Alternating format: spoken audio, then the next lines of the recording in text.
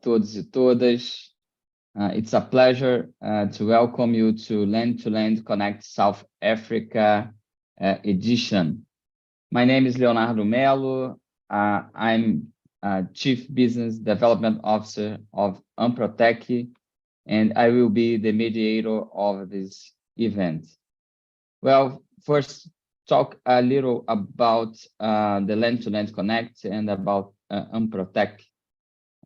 Coordinated by the Brazilian Association of Science Parks, Business Incubators, and Accelerators, Amprotec, in partnership with the Brazilian Ministry of Foreign Affairs and the Micro and Small Business Support Service, SEBRAE. Land2Land Connect brings together professionals from foreign innovation environments with the objective of offering technical market content in order to support the internationalization process of Brazilian companies.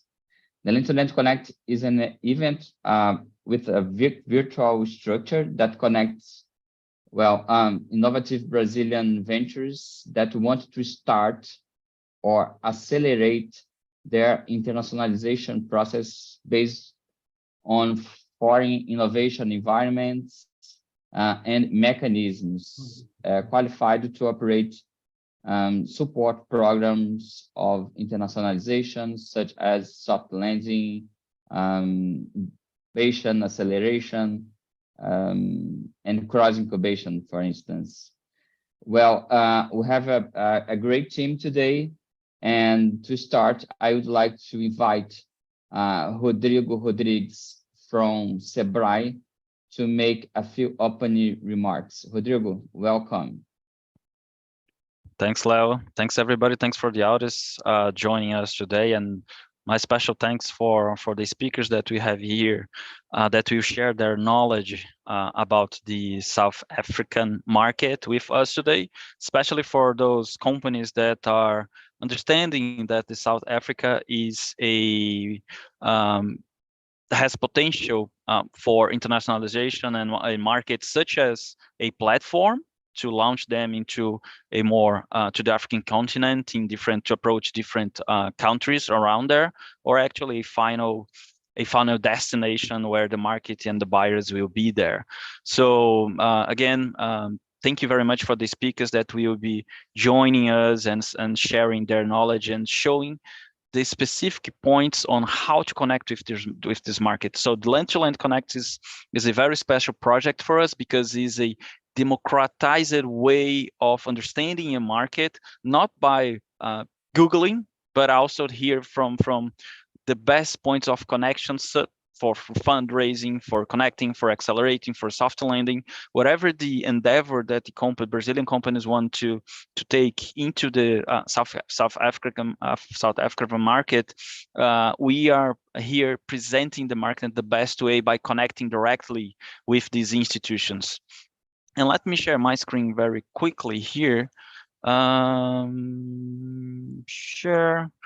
Yeah, so today we are going to have a very special agenda, starting with Ricardo Bernhard from the Technology and Innovation Sector, SecTech of the Brazilian Embassy in Pretória, which will be followed by Bumbo Gili, he's from Department of Science and Innovation at South Africa. And then we are going to have Senisha Moonsami from Development of Skills for Innovation and Support for Business Development Sector, and also representing here the Global Teen Tech Innovation Program at the Tecnológica Innovation Agency. With the following, we are going to have Natam Mariemuthu from Empire Partner Foundation. The now 50th speaker will be Buntu Majaja from South African Innovation Summit and also representing the Tech Tribe Accelerator. And finalizing our lectures and speakers today is Kieno Kamis from the Innovation City. So as you can see here, we are bringing the South African innovation ecosystem here by itself. So it's not Amprotec, it is not SEBRAE, it's not MIA, only is speaking about how the Brazilian companies can best leverage that market. But otherwise, we can have all of the in-depth conversation with who are going to be your first contact with this market. So again, thank you very much. Apologize for the speakers if I misspelled any of the names here, but yeah, thank you very much and have a good event for today. Thanks, Rodrigo. Excellent introduction. And to start, let's go. I would like to invite Mr. Ricardo Bernhard, Technology and Innovation Sector of the Brazilian Embassy in Pretória. Ricardo, welcome. And please, the floor is yours. Obrigado, Leonardo. Bom dia a todos os participantes do Brasil. Good afternoon to my fellow panelists and to everyone joining here in South Africa. I'm delighted to represent the Embassy of Brazil in Pretória in this important event. Brazil and South Africa enjoy strong, close relations. About 10 years ago, our two countries elevated the bilateral relationship to the level of a strategic partnership. This adds up to the engagement that we already have within key groups such as BRICS, the India-Brazil-South Africa Dialogue Forum, known as IDSA, and the G20. In the economic domain, the links that bring us together across the South Atlantic are likewise significant. No other country in Africa invests more in Brazil than South Africa. On the other direction, South Africa is the third largest destination of Brazilian exports among African countries, and also the third largest destination of Brazilian investments in the continent. That said, we do have the sense that those connections, however important they already are, do not yet match the true potential that exists for bilateral collaboration. And one of the areas in which we see particularly large untapped prospects is indeed the one that we are addressing in today's event, science, technology, innovation. Back in 2021, institutions from Brazil, such as Amprotec and Sebrae, and from South Africa, such as the Department of Science and Innovation, the Technology Innovation Agency, and the Innovation Hub, institutions that we are very pleased to see reunited here today, along with the Embassy of Brazil in Pretória, organized a virtual cross-incubation program dedicated to the field of agri-tech. In essence, the program brought together 11 startups from both countries for seminars, roundtables, matchmaking opportunities. But its significance went far beyond that. It helped to forge new ideas, it raised awareness about the respective innovation ecosystems, it unveiled opportunities for learning and business. It was actually a pioneering initiative in the bilateral agenda, one that showed how much we can achieve if we join efforts under a common purpose.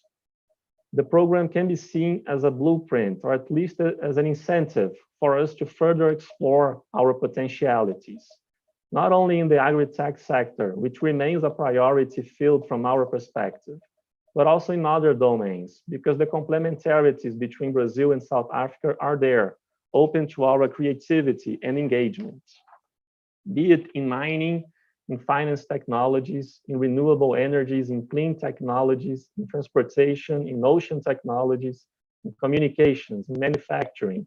Among other fields, Brazil and South Africa can share experiences, learn with each other, develop pathways that lead to new solutions.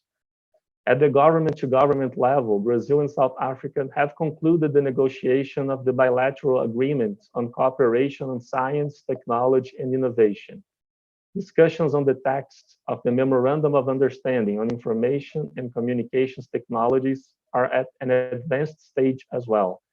Both these instruments will create a most welcome framework for further collaboration between the two countries, establishing steering committees, opening up avenues for setting up thematic working groups, and bringing about conditions for the financing of joint projects. We hope that we will be able to sign both documents during the next meeting of the Brazil-South Africa Joint Committee to be held in Brasília in October, chaired by Ministers Mauro Vieira on our side and Aled Pander on the South African side. In the beginning of my brief remarks, I mentioned that there's a sense that the true potential of Brazil-South Africa relations, including in fields such as science, technology, and innovation, is still to be adequately tapped. In a certain way, if you allow me the brief indiscretion, this is really regrettable in the sense that the positive impact that even closer relations between the two countries could have on their economies, on their scientific and technological development, on their people's livelihood. This potential is not fully realized yet. However, it's events like one that give us the hope that we are on the right track and that provide us with the energy to reach our intended goals. We really appreciate the engagement of all Brazilian participants today. You will now have the chance to learn about the South African innovation ecosystem from leaders that have a key role in its day-to-day workings. I hope that today's event may spark your interest in engaging even further in bilateral activities. And in that exploration, be sure that you can always count on the embassy support. Thank you. Thank you, Ricardo. Wonderful activities. And I'm sure that you have a lot of opportunities to start and to continue with South Africa. Thank you. Thank you very much for your presence here with us. Well, I would like to invite Ricardo Bambodili Marquise from Department of Science and Innovation at South Africa. Welcome, Bambodili.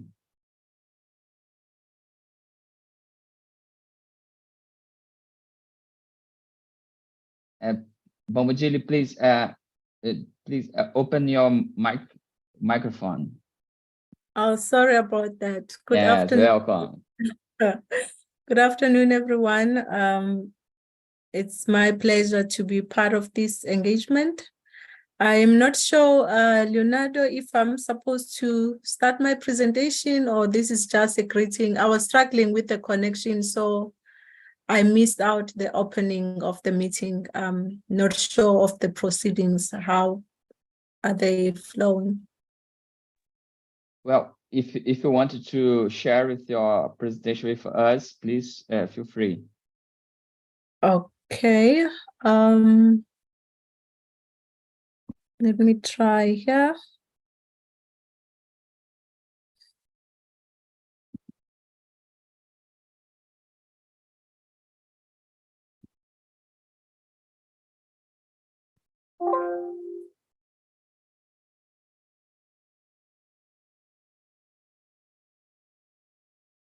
All right. I'm just going to provide a summary of some kind of the type of innovation or technology innovation support instruments. If it's okay, can I just switch off my video for a moment until I finish my presentation?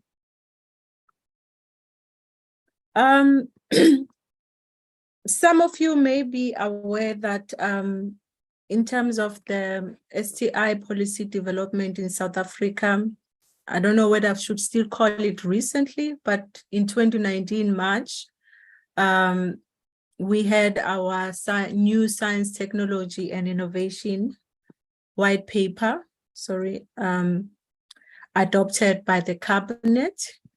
And within the STI white paper, the new one, there are specific policy intents that aligned with business innovation support. In summary, the white paper puts an emphasis in the innovation beyond research and development, thus addressing the needs of the business sector through demand and side focus, and then increased support for collaboration with the business sector, particularly focusing on supporting the needs-based R&D, not just doing R&D for the sake of R&D. Also, it puts emphasis on the support for commercialization of publicly funded intellectual property, and then exploiting new sources of economic growth. So the instruments that I'm just going to highlight here, they are in line with these policy intents of the new white paper on science, technology, and innovation in South Africa.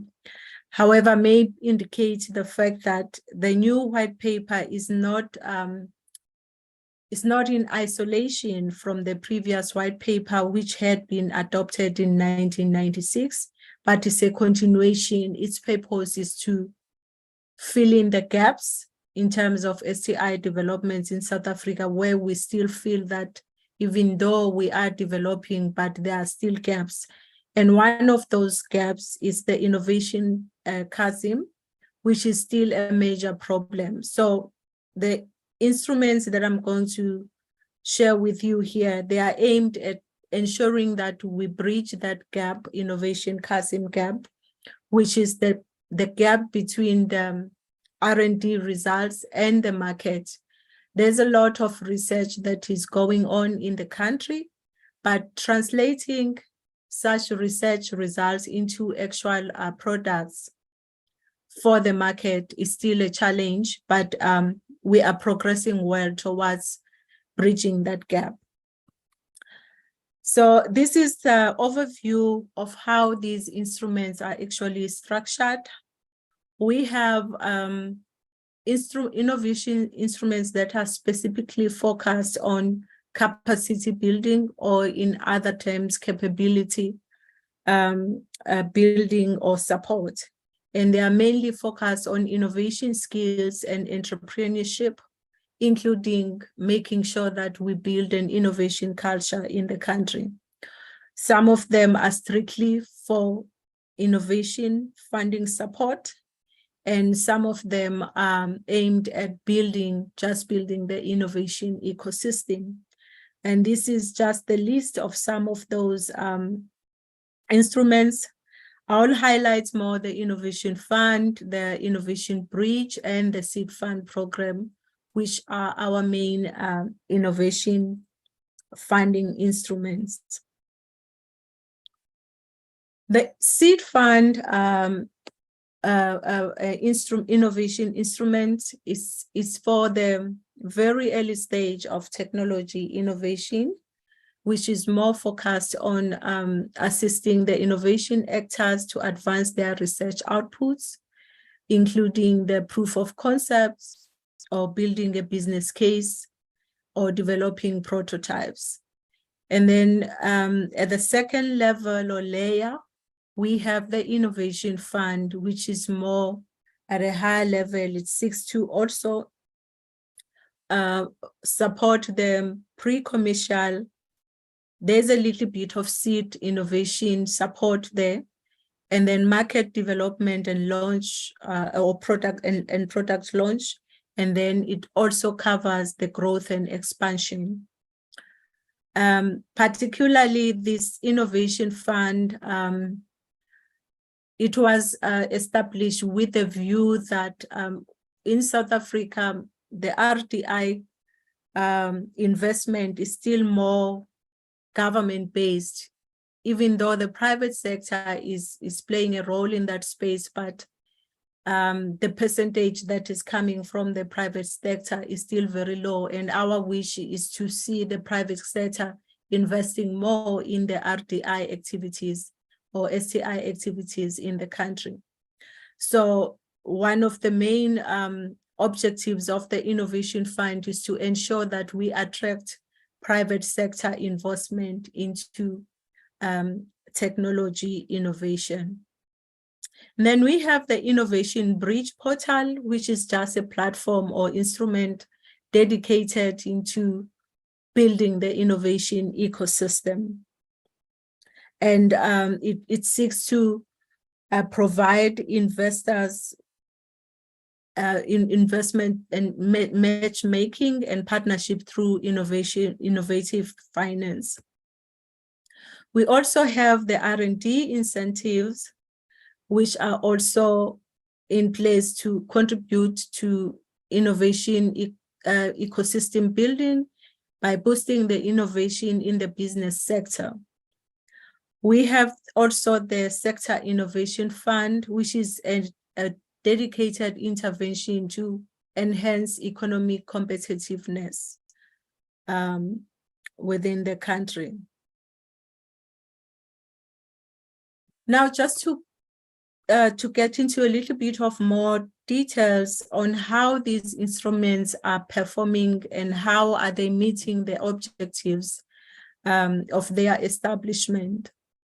Looking at the seed fund, just a snapshot of how it has performed within between 2021 and 2022 financial years. We are looking at about 53 SMMEs that were supported in advancing their businesses or building business cases in terms of innovation. We're looking at 89 prototypes and 21 tech demos within that period of funding support, and at around 60 million investment. We have produced about 35 IP rights that were registered and 17 commercial outputs for that period of 2 financial years, 2021, 2022, 2022, and 23. And in terms of the Innovation Fund, which was still in its pilot stage, which was a 3-year period from 2020 to 2022, we have supported over 75 SMMEs, and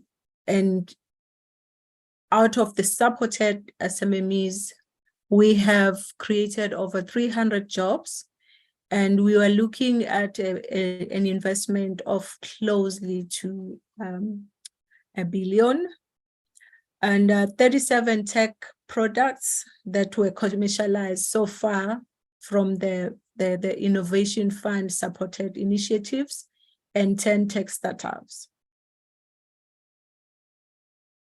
Looking at the innovation bridge and what it seeks to achieve, I indicated that it's a platform just to build the innovation ecosystem.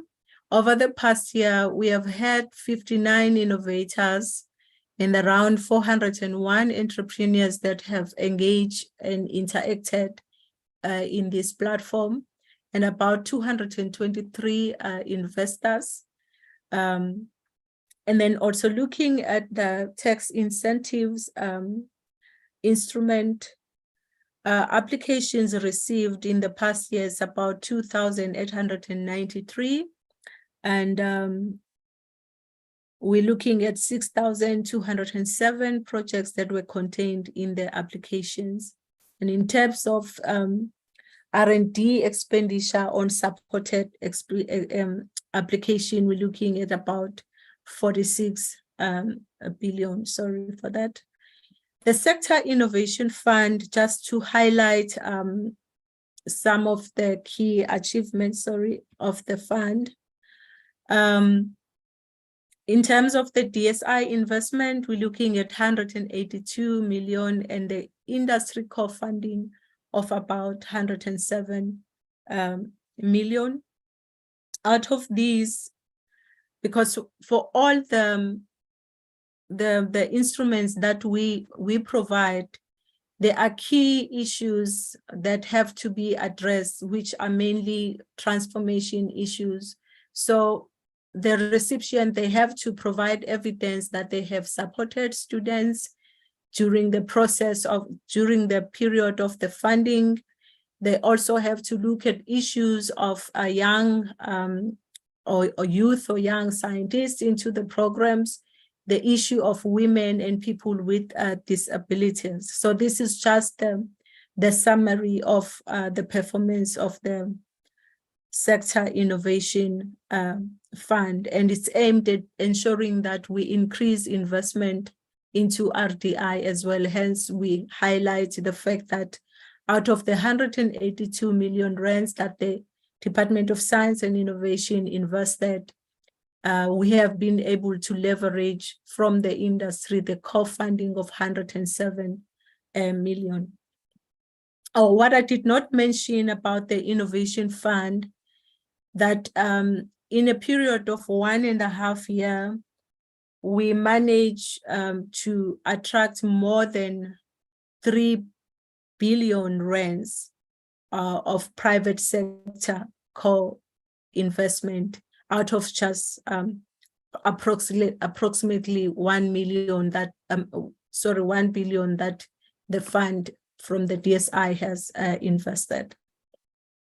In terms of capacity building, as I indicated, we focus more on the issues of youth and the support that we provide in terms of building the innovation culture and building skills in terms of entrepreneurship and innovation management. We have one of the programs that we call Technology Top 100, which covers business innovation management skills, and it also provides some specific training through learnerships and internships for the unemployed youth. We know that in our country, we still have a high rate of unemployment. So as the department, we are trying to ensure that for those unemployed youth, we do provide some specific skills in the field of innovation. We have another program which is sitting with the Technological Higher Education Network, South Africa, and the focus there is also on innovation management skills and commercialization, but we also stretch that one to cater for the TVETs. They are also supported in commercialization and entrepreneurship skills. And then I will just, in my last slide, touch on the opportunities for international collaboration in the space of technology innovation. We do engage with specific countries through our specific programs, in exchange programs for TTOs. That one, to be specific, is being run by the Technology Higher Education Network South Africa, which I mentioned above. And the countries that we work with at this stage is Ireland and Germany. And then there are also provisions for joint IP development on specific RDI projects. And we have our National Intellectual Property Management Office that is handling the issues of making sure that the IP that is produced from publicly funded RDI is utilized and protected. We also have incubation programs and soft landing programs. There are also investment opportunities in terms of the two instruments that I mentioned earlier, the Seed Fund, the Sector Innovation Fund, is also the Innovation Fund. That will be my summary. Thank you so much.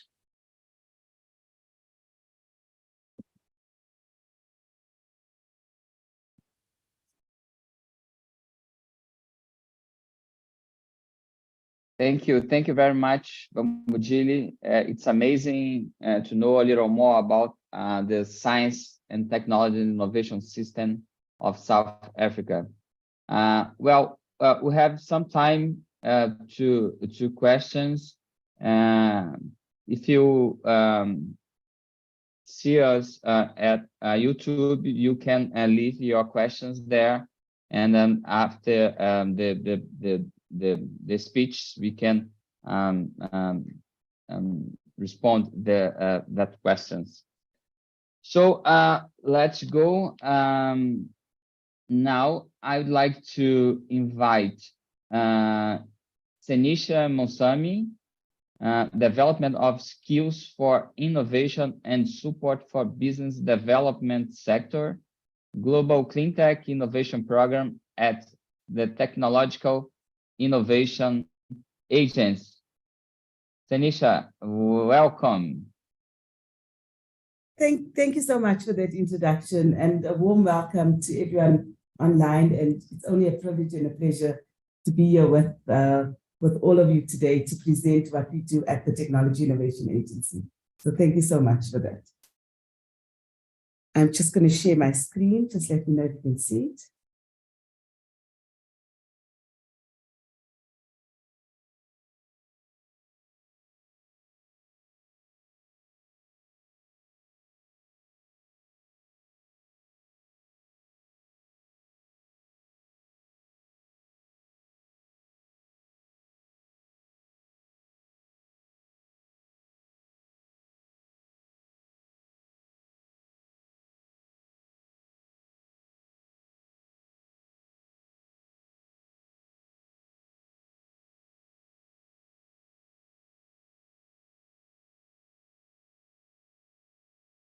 Okay, are you able to see the presentation? Yes, we can see. I just need to. But if you wanted to put the presentation mode, maybe can be better. 1 second.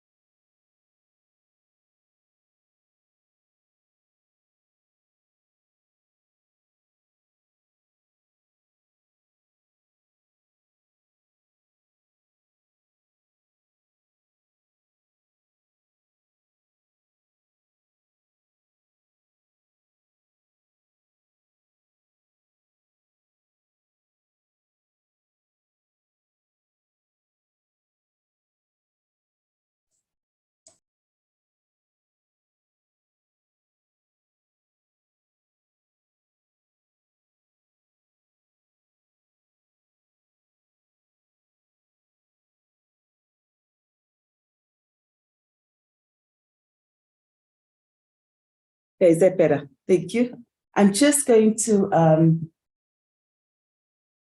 that's fine, okay. So from the Technology Innovation Agency side, we are an entity of the Department of Science and Innovation, and our mandate is really to look at how do we take real good solutions out of universities, science councils, and working with small businesses to get good commercial output. So I think in terms of our mandate and who we are, we really set up as a national entity to deliver on commercialization in South Africa. In terms of our entity, like I said, we fall under the Department of Science and Innovation. And really about our vision, we really are a leading technological innovation agency that stimulates and supports technology innovation to improve the quality of lives of all South Africa. Very similar to the Brazil counterpart, is FINIP in Brazil. We are the Technology Innovation Agency in South Africa. Our mission is really to facilitate the translation of South African knowledge resources into sustainable economical opportunities. The role of TIA, we really play a strong role in terms of being an active funder. And by saying that, I mean we de-risk innovation and we look at innovators to progress the ideas from the market right through to commercialization. We play a strong connector role, and by that I mean we look at partners that we can commercialize and we're working with them for sector-specific goals for global competitiveness. So very strong in the sense of how can we look at soft landing opportunities, for example, with Brazil in terms of our South-to-South collaboration. In terms of a facilitator role, we really do look at working with our technology stations and really looking at what are some of the market-ready technologies that have opportunities, not only locally, but on the continent and globally. If you look at the South African ecosystem and landscape, obviously I'll share the presentation. You can see there's a number of initiatives that we have in South Africa that creates a strong ecosystem and a vibrant ecosystem in terms of technology and innovation. With that being said, we look at the Department of Science and Innovation. We have TIA that plays a critical role in terms of moving from a proof of concept right through to having a pre-commercialized product. And then we do have other funding initiatives like the IDC and other partners that come on board. In terms of enterprise development and support, we have incubators and accelerators that have been playing a critical role in developing and designing and getting products into the market. You'll hear a little bit later from Nathan from the Empire Partner Foundation that in terms of what they're doing, in terms of sector delivery, in terms of key strategic opportunities, and really looking at SMEs getting their product to the market. In terms of private sector funding, we do have a number of venture capital partners, as well as industry associations that we're currently working with, and other state-owned enterprises that assist us to get private sector funding on board. In terms of that innovation value chain, like I said, the innovation ecosystem in South Africa is critical in terms of all partners, from government to private sector partners to incubators and supporting partners and venture capital partners to really see the ecosystem through. In terms of the positioning of the innovation value chain, as you can see, TIA plays a critical role in terms of anything from applied research right through to commercialization in the ecosystem. In terms of sectors we fund, we really play a strong role in terms of advanced manufacturing, agriculture, energy, as well as ICT, natural resources, very much focus on indigenous knowledge systems of recent, and then the industrial biotech sector has been critical in terms of us increasing the biotech support that we offer to young innovators and the ecosystem partners we're currently working with. In terms of those focus areas, I won't dive too much into the portfolios, but as you can see, the focus areas are then specifically broken down further into the specifics for each of these. So as you can see, we just look at agriculture, for example. In terms of the focus area within agriculture, we have animal health and nutrition. We look at agro-processing and post-harvesting technologies. We also look at animal breathing, plant health and nutrition, and obviously the production of those technologies that we look at. In terms of energy and health, you'll see there's a number of sectors that we're looking at currently. And in terms of the portfolio analysis, they've been quite a big portfolio focus in terms of health and energy at the moment. In terms of ICT, we play a critical role in terms of AI, advanced communication systems, and looking at any fourth industrial revolution technologies that are currently being developed and how we partner and work with young innovators as well as other sector partners. In terms of natural resources, a particular focus has always been on mining, water, and a particular focus on waste management, anything from electronic waste right through to agri-waste. Indigenous knowledge systems, like I said, very new in terms of us having a serious portfolio with the Department of Science and Innovation, but focusing primarily on health infusions, cosmeceuticals, as well as cannabis that we're currently focusing on within TIA. Those are just some successful innovators and investees that we're currently working with. Just to mention a few, I thought, let me just show you what we have currently in the system. As you can see, some of these have been in the Agri-Tech support program with the Brazil counterparts that came through very strong in terms of support and innovation on the Brazil side as well. In terms of who we fund, we really fund universities, science councils, SMEs, grassroots innovators, and we have a number of funding instruments. Just to mention a few, we have a seed fund, a technology development fund, as well as an industry matching fund and a partnership fund that we're currently increasing our capacity in terms of getting more funding on board. That's just a little bit about the various funds and then the funding instruments in detail. Like I said, in terms of some innovations that have come out very strong, I've just mentioned a few, and that's across all the sectors of TIA currently. I don't want to go into too much of that. I know I only have 15 minutes, but in terms of the innovation support programs that we currently offer, this is where I sit in terms of working with the various innovation support programs. We have a technology station program that really cuts across primarily most of the universities and most categories. They have state-of-the-art equipment as well as expertise that assists young innovators. If we create a soft landing opportunity with Brazil, some of the startups would be placed at our technology stations program, as well as other incubated supported programs. The programs that I currently head up as well, that I'm working very closely with the United Nations, is the Global Clean Tech Innovation Program, which really supports SMEs in the clean tech sector. We also have a very strong Innovation for Inclusive Development unit, which really focuses on the grassroots innovation program.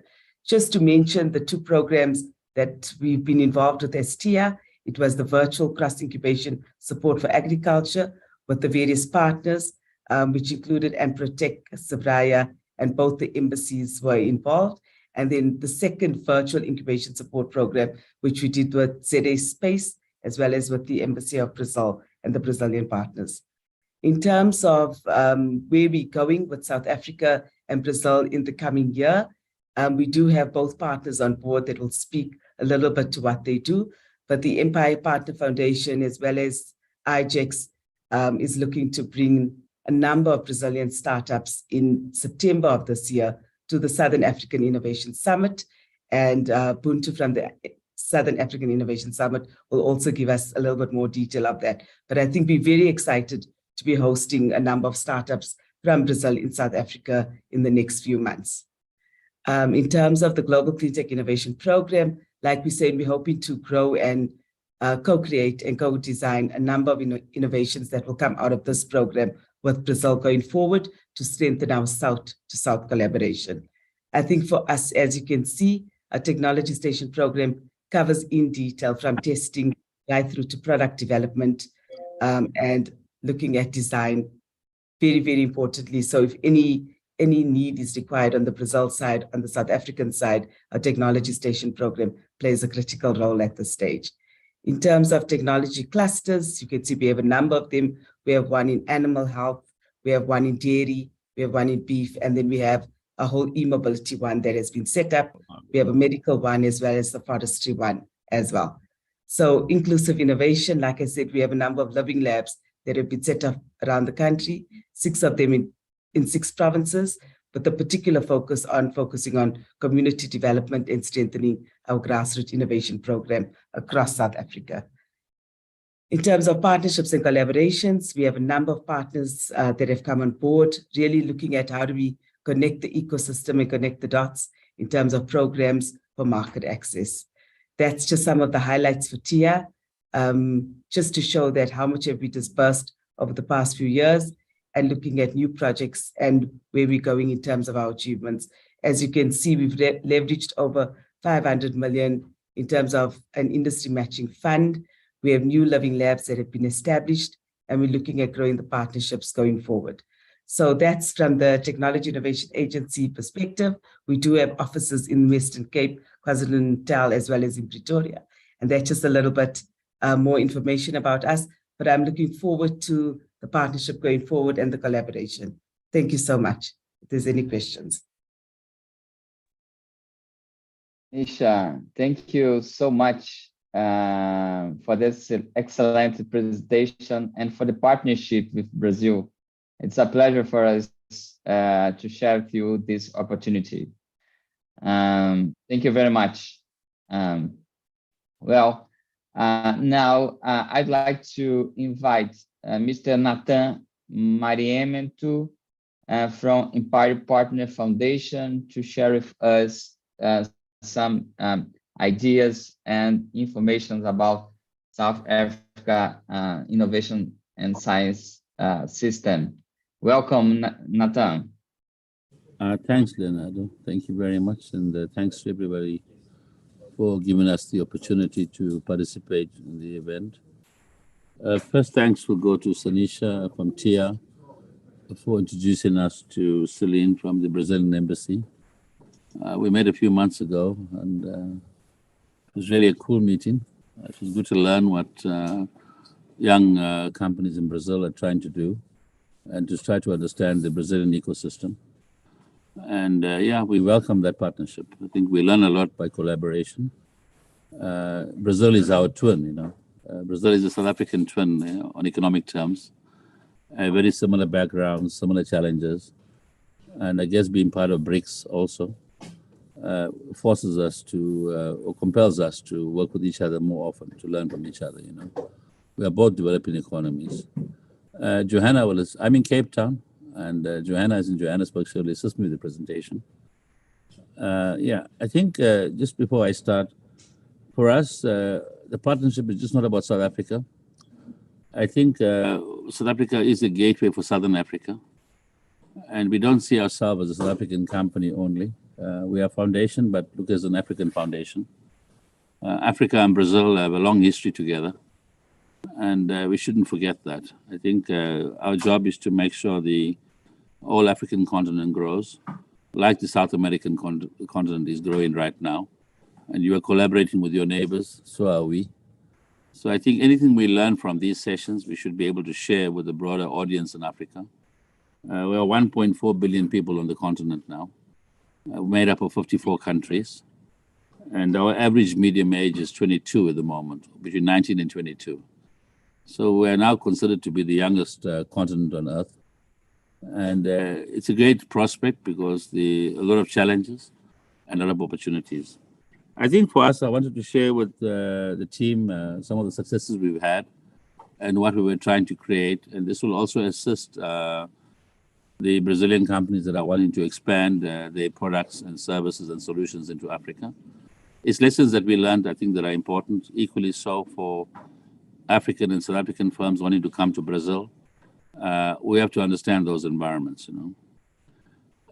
We classify ourselves as a foundation, as an NPC or an NPO. And we built this foundation primarily to create an ecosystem that will then support technology companies. At the start of it, there are three focus areas we have, which is the youth, which is our most valuable asset in the continent. The second part of the issue was technology, to say, let's use technology. And thirdly, let's create entrepreneurship. Like in Brazil, there won't be enough jobs for all the people that qualify. So we have to become a bit more creative about saying, let's target that youth, let's provide a technology platform or enablement of technology, and let's create self-employment or entrepreneurship. And I think this will help us become sustainable. We can go to the next slide, Joe. Yeah, I think I touched on it earlier. Both of us are faced with the same consequences of globalization. I remember Brazil from my younger life in terms of when globalization started becoming very evident. It changed the price points for many things in Brazil. We had World Trade Organization that had a huge impact on developing countries. And there was all these huge fights about tariffs and trade. And Brazil strangely overcame some of those challenges by becoming a large manufacturing industrial organization. It started to adopt agriculture at a large extent. And it's a net import. Today we imported a number of products from Brazil because of that cooperation. But globalization has got a huge impact for all of us. It means that we compete globally. We have to become competitive, and no longer are we protected. And with technology, it means that you could be located anywhere in the world and we could compete. So we should bear that in mind, the impacts of globalization and how do we respond to that. And we will show you some of the sort of the areas we've managed to build to respond to it and what we are doing. Joe, the next slide. Yeah, so we chose a unique format. We wanted to look at 10 social issues that affect our country. And these social issues, you would know that are evident in Brazil. They are in the 54 countries in Africa. And they are very common in developing nations. So if you take energy, water, transport, healthcare, housing, rural development, education, unemployment, agriculture, safety, security, there are 10 key drivers that you will find in most developing countries.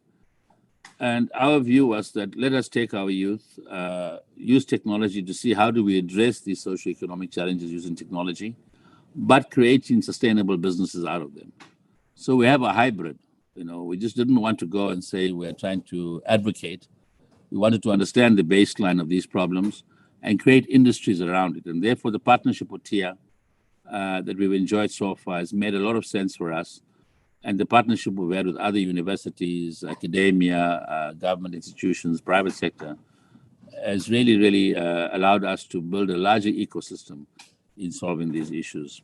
Joanna? This is our ecosystem we've built so far. It's at a very primitive stage. We're about 5 or 6 years in the race.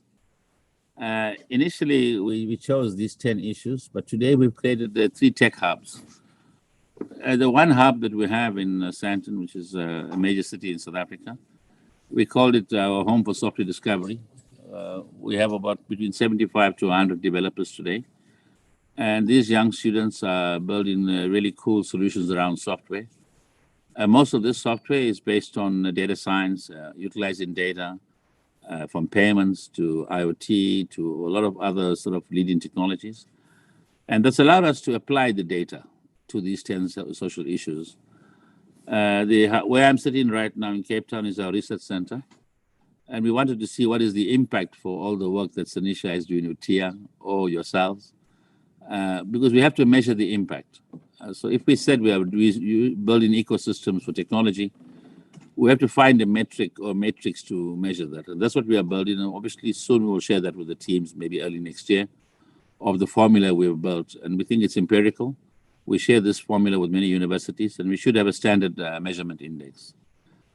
We have an IoT center in Cape Town also. We started to build in 2017. And some of our products are in Brazil, some of our solutions. And we wanted to use the connected world. We've seen the advancement of the mobile application and towers and what sensor information can give us. So we wanted to build communication technologies, which we did pretty well. And yeah, I think that has allowed us to, we're in 23 countries today. We should make an announcement in the next 6 weeks to 8 weeks of a global innovation we've launched for a single gateway for communications, which can work in Brazil or any other country. But this, why did we build this? Because we thought if we build it within South Africa, we will solve South African issues. And then we realized that these South African issues are persistent in these 54 countries or developing world. And so now we want to have this ecosystem that could be a shared ecosystem. We don't think it's a closed ecosystem. It's a collaborative ecosystem. And we learn a lot from experiences in other countries. And equally so for Brazilian companies coming to South Africa, this is the message that we must be able to apply their technology to the local environment. So we can't take a solution fit for Johannesburg or Cape Town and assume it's going to work in Rio and Sao Paulo or Brasilia. So even for Sao Paulo, you have to understand that ecosystem, what drives it.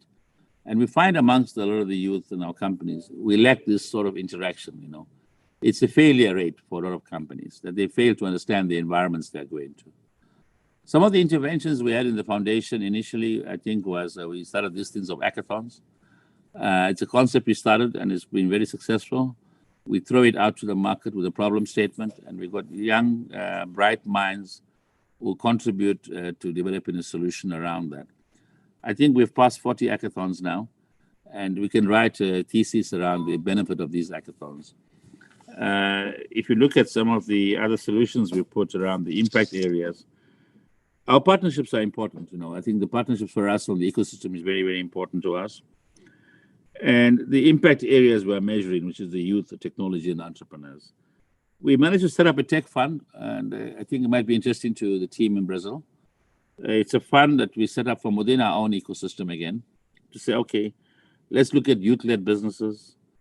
And we started to invest in businesses that where the solutions are solving public sector issues, and the solutions can be then scaled across to other developing countries.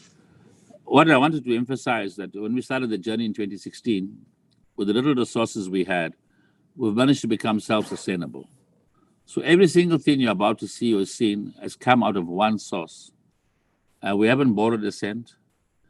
Every single thing, the companies we've grown have grown within our ecosystems. Where we've co-invested, we've managed to receive the monies back because the firms are stable. And we have built an ecosystem without raising VC money. We've been reluctant to raise VC money because we thought, let's try and do it internally first, you know. Joe, you can go to the next slide. What's our strategy? I think it's very simple. I don't want to bore the team, but I think the first part was to foster innovation, then collaboration, and we have to grow the tech that will impact vulnerable communities. Why do we look at this? Because our challenge has been in our research around the world, many academia or companies or startups have built really cool solutions, you know. But when we look at the communities where they were built, they still remain impoverished, they still remain challenged. And this paradox is what we must change. We can't claim a level of brightness and outside our window, we still see challenges of poverty or underdevelopment. And the tech has not been applied in the local areas. And when tech is applied in the local areas, I think you will grow a better community model. And I think I don't have to explain to you, you live with the same problem as we live, where we have advancement and we have societies that are challenged. When we incubate these ideas, we'll enable entrepreneurs to move from concept to commercialization, and it'll impact poverty and unemployment. So we're very, very focused on a high impact nature. I think engaging civil society using technology, everybody uses WhatsApp or some social media thing today, or Twitter, or all sorts of issues. So can we use it for the public benefit? Yes. And we have to provide a support structure. Our strategy was to provide a support structure to these entrepreneurs. So if tomorrow we choose 10 Brazilian startups to work in the continent, we can't just choose them. We have to figure out a way of how to support them, to guide them, to share this knowledge, and we go through that. And we've created a lot of our own programs that are taking us forward. The last part I've got there was training and skills development for the youth. I think it's an underscored area. Many university graduates who have met Leonardo, we find are not knowledgeable about what's taking place. They've learned the theory, but practical application, very little. So with these gaps, we have seen that everybody's learning to do computer science. Great. But when you ask them to find a solution around what they have studied, zero. So we must change the dynamic. And we see ourselves as being that catalyst. Like I said, it's a learning curve for us. But so far, the results have been very, very good. We were concerned when we started, but today we are seeing the fruits of that hard work. Joanna? Yeah, I think I've spoken to the strategies, but what's most important is understanding the challenges. And the same advice for Brazilian companies coming to the country. We want to support these companies that will venture into Africa. Equally so, South African firms coming to Brazil. What's our response to them? Then we want to use these challenges to solve the challenges using tech. We set up a tech hub. We develop this ecosystem. And we are obviously the platform, this presentation is shareable. But again, it means that it's not just a one strategy winner. You have to keep reviewing the ecosystem every week. We have to see what works, what doesn't work. So it's quite intense. And what we found from a lot of the accelerators we've met, most of them are bringing companies into an accelerator, but the failure rate is very high. Because we're accelerating them to what? You have to figure out where I want to accelerate you to. Otherwise, we all can become part of accelerators. You know? It's like going to a movie, right? And we see the movie, we're emotional, we're excited. When we leave the movie, we go back to where we came from. So I think, yeah, we must be able to change it. Now, and towards the end, I'll give you some global success stories we're sharing now with the world. Joanna? I think I spoke about the interventions, but this is a 2-month issue is that when we started it, we used the hackathons. Then we created an incubation hub to see the winning teams from the hackathon. And then we said, let's create an innovation campus. Let's build our own. And today that has become very successful. We built a work stream platform to engage civil society because we shouldn't ignore the elderly in our society. We shouldn't ignore those who are retired. They bear an institutional knowledge. They've got institutional memory, you know. We shouldn't ignore the housewife or somebody who's a child or a university student because the net effect is that society contribution is missing. We don't have engagement platforms for them. And they see problems, they have ideas, and young people or technology people will be able to utilize those solutions to go forward. The last thing we did was we built a studio, and why am I sharing this with you, Leonardo? Most of the thing I've looked around the world, we failed to broadcast what we are doing. So we built our own studio. Again, every single thing you've seen here, we learned from within the ecosystem. We didn't get an expert.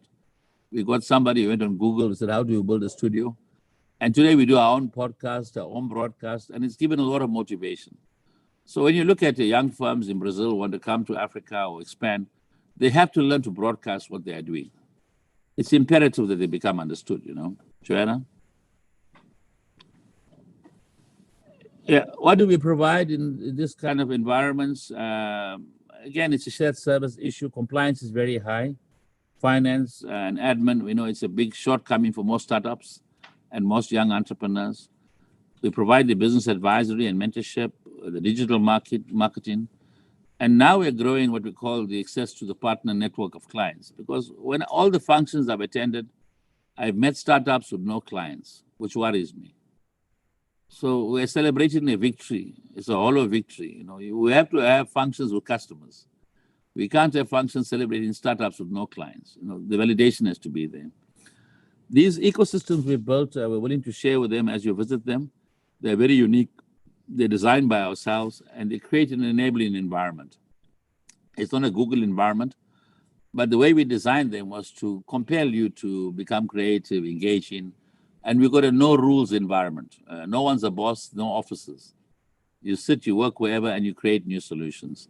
Again, education and training for us, we see is still the most critical issue because that knowledge consumption. Now you have ChatGPT, OpenAI, 200 sort of generative text messaging apps coming out.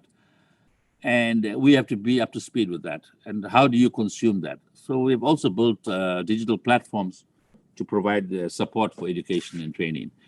As example, in our tech hubs, once a week, the students have to present, or the teams who work with have to present to each other what they've done. and they have been analyzed, and they can critique each other and support each other, but nobody gets away. So even if you, Leonardo, are part of our team, on a Friday, you've got to show your piece, you know. And you can, no excuses. You can't be sick, and I don't know, no. And it's made the confidence level grow. So you've seen youth who amongst themselves are now have to stand up and say, hey, I've done this. And if they can't, we remove them from the program. No holds barred. We're very tough on it. And we have not had one resignation. So it means that everybody can comply, you know. Joanna? Some of the successes, in fact, I'm sitting with a company in Cape Town called PayPoint Direct.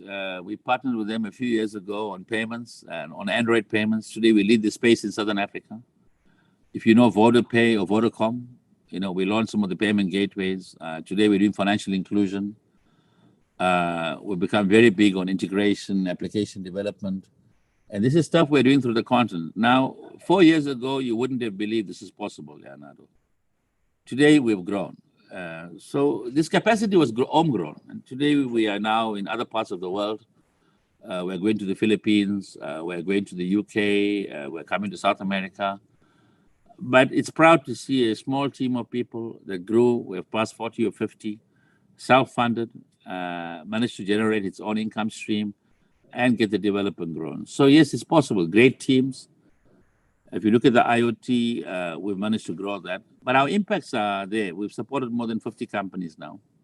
Solutions are more than 50. Permanent jobs are more than 750. You know, startups under incubation is 25. Global partnerships are 6, and they keep growing. We don't necessarily like to talk about these things because we don't want any bragging rights. But for me, what is important is that we are measuring these things every month, Leonardo, and saying, where are we failing? Where are we succeeding? Essence to this is administration and reviewing every month to say, is that the right path? Because the markets are changing all the time.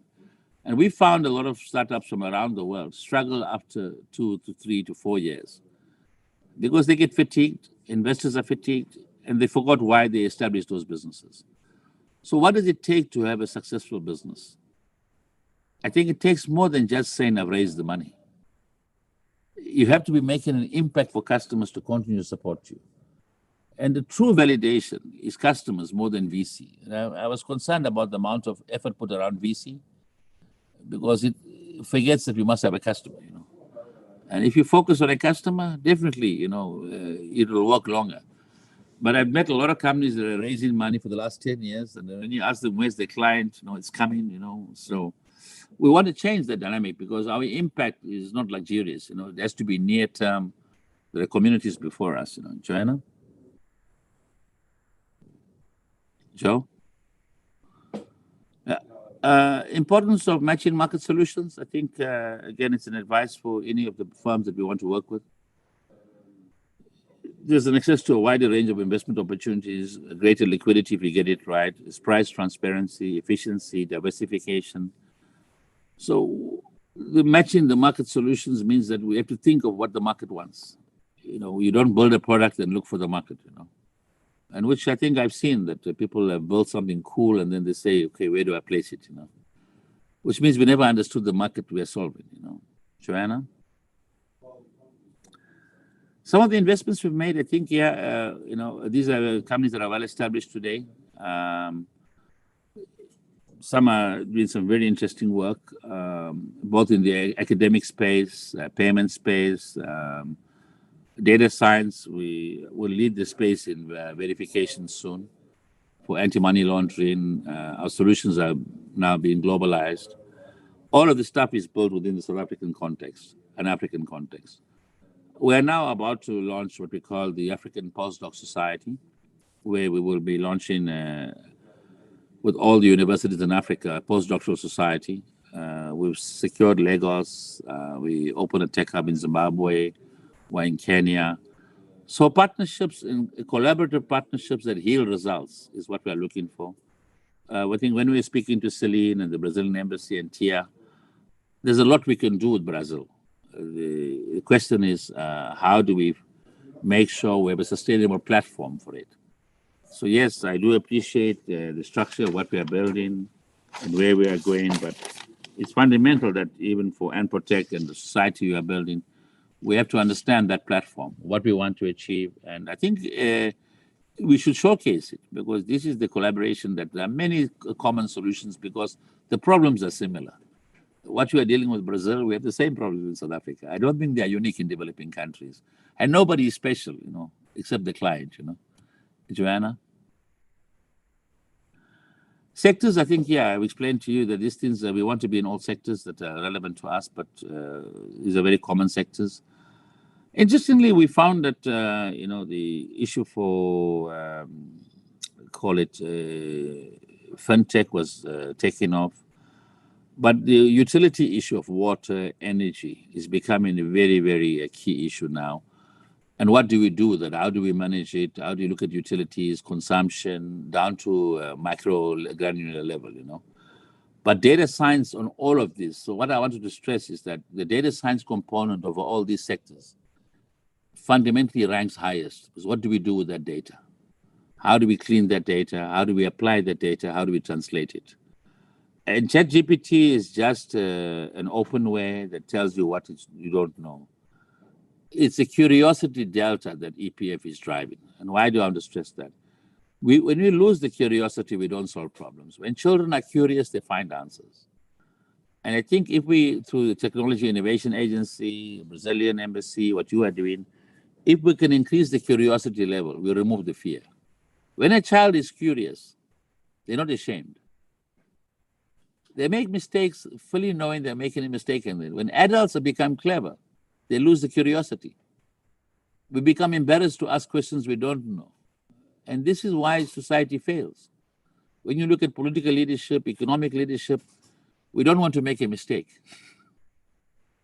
And therefore nothing happens. But a child is the most brilliant because they're allowed to make mistakes, right? So it's the curiosity that drives it. That's what we're trying to create overall. Joanna? This is just some of the nonsense we've built to show you of how nice our places look, This is the kind of environments we are creating. They're very open environments. All our environments have got a big kitchen, So very common to Brazilians, we eat a lot, Joanna? Next one, Joanna. Next one, yeah. I think in conclusion for me, Leonardo, I think what was the message for us is that in trying to foster the SMMEs from Brazil to come into South Africa, what is the message? We must know this environment. Let's make it successful. I think you don't want to start something that is just a nameplate. But I said to Senisha that we are very, very keen to support and showcase our success stories, even the challenges we've had, the mistakes we've made. And we don't mind partnering both as the foundation, TIA, or the ecosystem to say, why don't we document something in Brazil? Look at the Brazilian experience. So we share this experience. There are many successful stories in Africa and South America, and there are many challenges on both sides. We don't want other people to go through the challenges we've been through if we could share with them in advance. And equally, if we could share the success stories, it means we will grow this system faster. The world is very big today. It's globalized. We're still competing within the BRICS environment. As China, India, massive economies today. Very soon they'll forget us. So we have to solve our problems. I think that was just really for me the message from EPF. Our journey is taking us to new levels. We don't know everything. I think what's key for me is the discipline. We lack a lot of discipline generally in some of our organizations. And we have to keep building that high level of discipline that we are competing with the East. The East discipline level is very, very high. I think if we get the discipline level right, we will meet the competition, we'll increase the curiosity. And I think it's good to look back and be proud of the things we've done, So that's really my sermon, for the afternoon. I hope I haven't bored you too much, I'm done. Thanks. Thank you so much, Nathan. Thank you very much for the inspiring presentation. We certainly have many challenges in common, especially overcoming social inequalities through innovation and grassroots communities. Let's face them together. Thank you. Thank you very much again. Well, now I would like to invite Mr. Buntu Majaja to talk about expand Africa's innovations frontier, powering up the startup ecosystems with Science 23 and Tech Trib. Please, Buntu, welcome. Thank you very much, Leonardo. Bon dia to everyone. It's a pleasure to be here. And thank you for the invite. Thank you to all the partners for this incredible opportunity for us to build a bridge across the Southern Atlantic. My name is Buntu Majaja, and I'm CEO of the S Innovation Summit, and would love to share today, as many of my colleagues that I've talked about before, the opportunities on how we are contributing to building the innovation ecosystem and economy in Southern Africa and across the continent, and how I hope that as partners in various levels, as mentioned earlier as well by our colleagues at the Brazilian Embassy and the various forums that we are partners on, how we can work together in this. And so I'd love to share some of our experiences in that perspective. And I will briefly be sharing my screen now and putting and just talking through what we do as a platform in this sense, with an invitation on how we can work together. So I am sharing my screen. Thumbs up if you can see it. Super. So the this right here is the story of this year's Southern African Innovation Summit, or SACE 2023, which is that we're inviting partners in South Africa, on the continent, and around the world to express what role you want to play in Africa's innovation frontier. Because we are essentially saying we want to be a platform to enable that. And so that is our theme this year's Africa's innovation frontier, whether we're expanding it, building bridges, investing in it, supporting it, celebrating Africa's innovation frontier is our theme at this year's Southern African Innovation Summit, or SACE 2023. And we as a platform are essentially believing that innovation, technology businesses, and scalable business models that are sustainable are the ones that truly build the economy and solve many of the problems, socioeconomic issues that we've discussed today in a meaningful way. And so we exist to develop platforms in order to support businesses, tech businesses, startups, innovators, and scalable business models to achieve this. And we particularly do this in three ways. And these are the channels in which I hope we can build collaborations and bridges as opportunities to enter the market, but also expand into the rest of the continent. And the first are the events that we host. And these are spaces where people with shared interests, shared resources and opportunities, and like-minded come together to discuss how to deal, to put together opportunities to exploit together, to invest, and so on. And the flagship event is our annual summit, which is this year, as I shared, expanding, celebrating, or investing up to you in Africa's innovation frontier. And this year will be the 16th annual Innovation Summit. And over the years, we have realized that, of course, the event is important, and it happens over a week in September this year, for example. However, the ecosystem, investing, deal making, that happens all throughout the year. And there's a lot of preparation work as well to get to the event, where there's all sorts of activities and opportunities to leverage. And so the projects and the programs started becoming a bigger part of this. And so we started looking at how do we take this across borders and essentially accelerate acceleration, which I'll touch on a little bit later. But that's the second pillar and platform in which we support in commercialization, soft landing programs, as well as investment readiness programs. And then the third is really the community, and appreciating that throughout the year, innovators and investors, ecosystem players want to be connecting, and opportunities and timing come at any point. And so we centralize information, we share resources and opportunities and discounts within the community, and really try to catalyze as much of the opportunities as possible. So through these three pillars are essentially the work that we've been bringing together, and it all culminates as the S Innovation Summit. This is just a view of some of the ecosystem players that are present at the S Innovation Summit from last year and in general.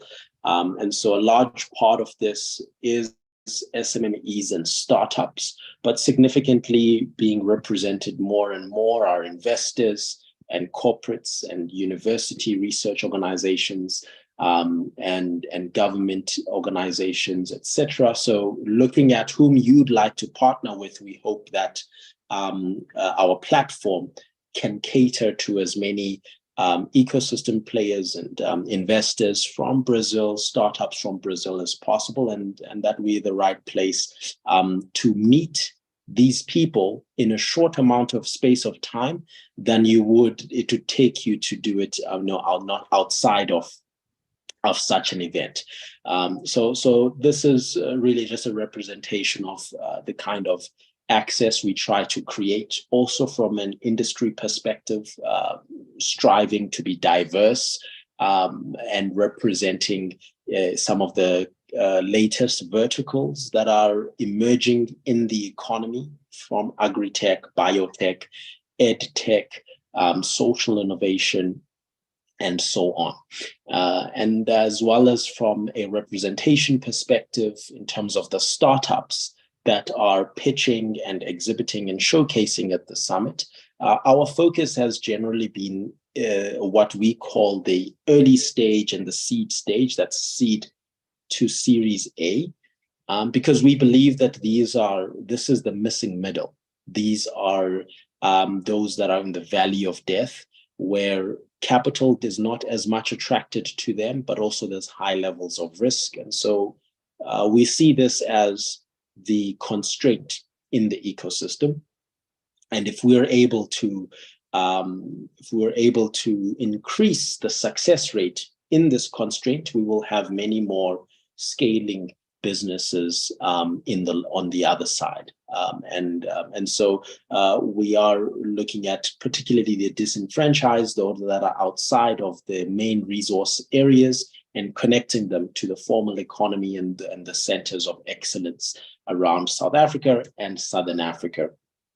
And particularly last year, as we've started to track these interactions, ask people and the attendees at the summit, what have you benefited? What were you looking for? We found that, especially just looking at last year, that of the startups that had attended, showcased about 300 of them from 6 months after the summit, 40% were able to raise funding. That was 6 months afterwards. It probably others are in discussions later on, and that was amounting to just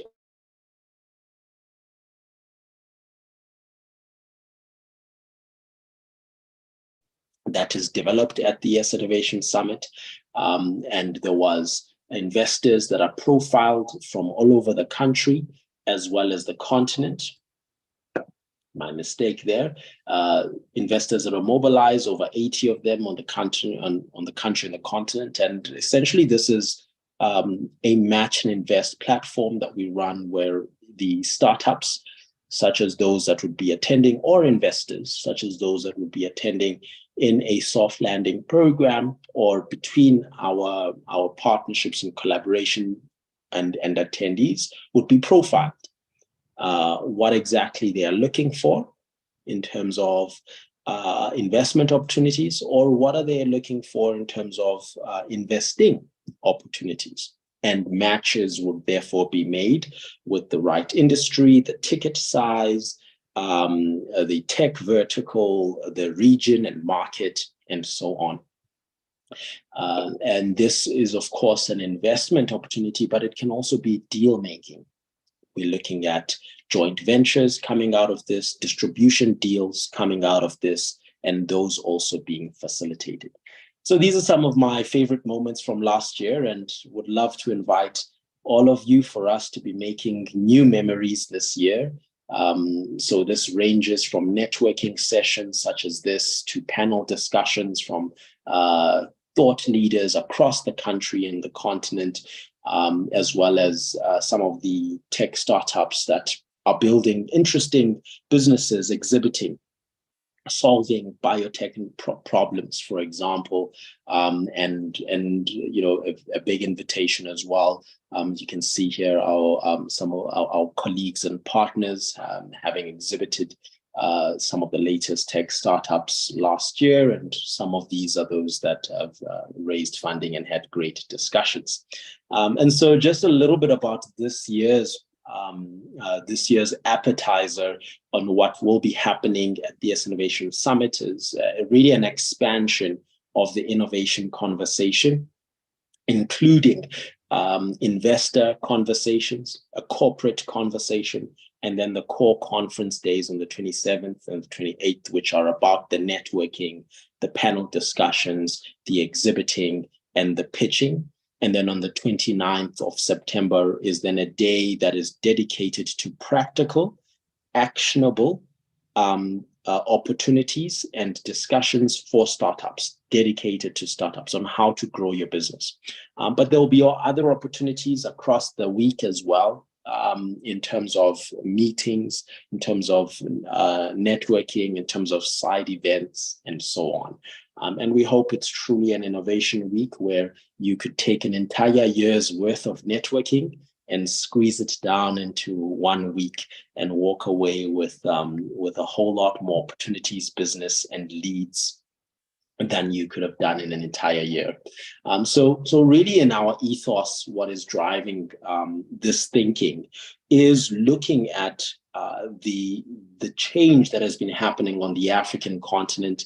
And I agree a lot with my colleague, Mr. Nathan earlier, about the overemphasis on VC and the investment, and that we need to be driving towards sustainability, and that, you know, a business's success is defined by how it's changing the lives of its customers. And so what we have here is what I would call a proxy measure, which is, you know, if we take the amount of investment happening in the tech startup space on the continent as a proxy to the activity that is happening, we would see that there's been a general 70 or so % year-on-year growth since 2017 or so, up until 2021. From 2020 to 2021, this grew by 90%. And 2021 till last year, this only grew by 8%. And this is a sense of the rebound in the economy, you know, globally, inflation, as well as the latent effects of the COVID pandemic, at least from an equity perspective. But from a debt funding perspective, this was actually 100% growth into tech startups. But what this has shown for us is that we are at the beginning of a hockey stick curve. We're expecting exponential changes as exponential technology becomes more accessible on the continent, as mobile technology becomes more adopted, as internet penetration is also exponentially growing, and of course, not to mention the population growth rate that is expected to be growing exponentially too. Some of the latest statistics,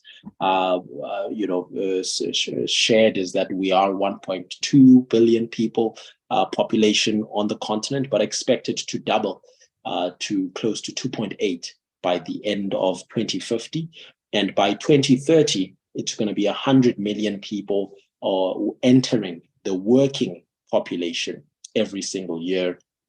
And what we are finding is, from a tech perspective, again, as a proxy, is that VC is going a lot, VC and private equity is going a lot into the fintech space, followed by logitech or logistics technology, as well as edtech and e-commerce.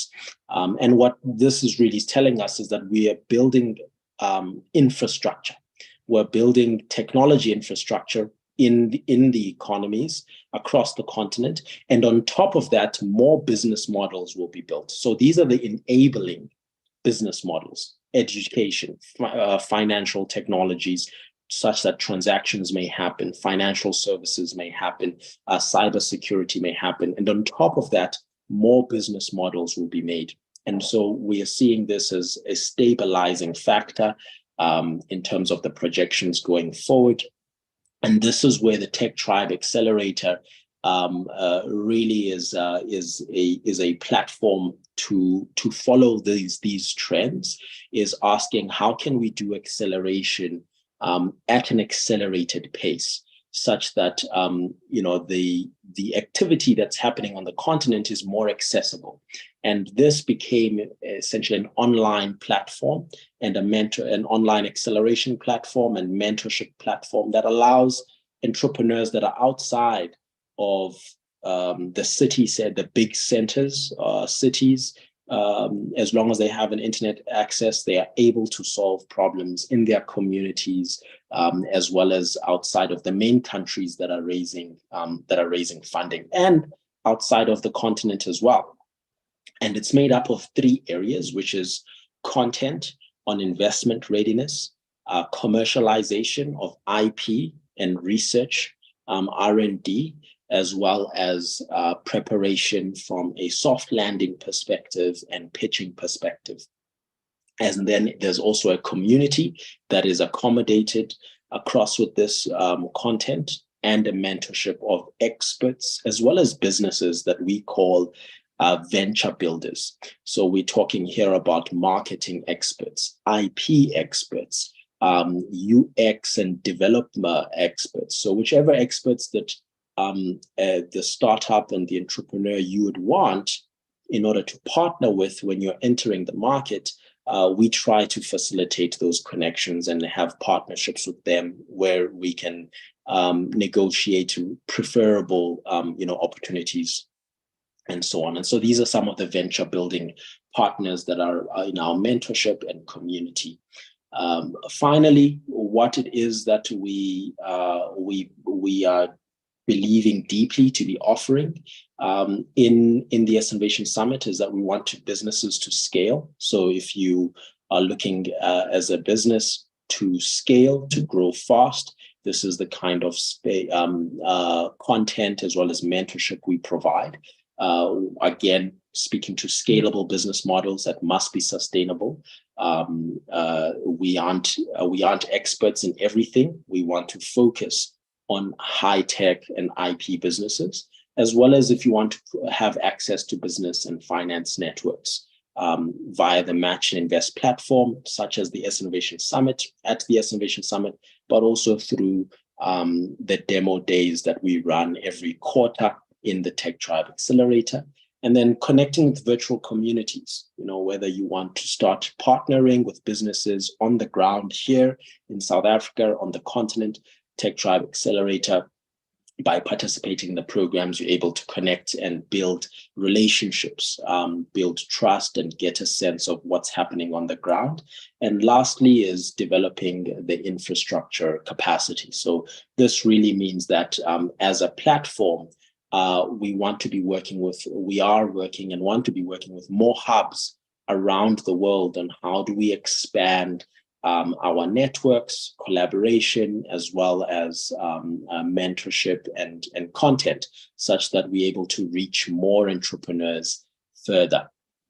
And so lastly, is really to speak about the prizes that are offered at the Innovation Summit and through the program, that once you've gone through the program at the Tech Tribe Accelerator, you are then afforded an opportunity to meet and network and pitch at the Acceleration Summit in front of investors and partners, where you can tell your story and what you're looking for some of those that are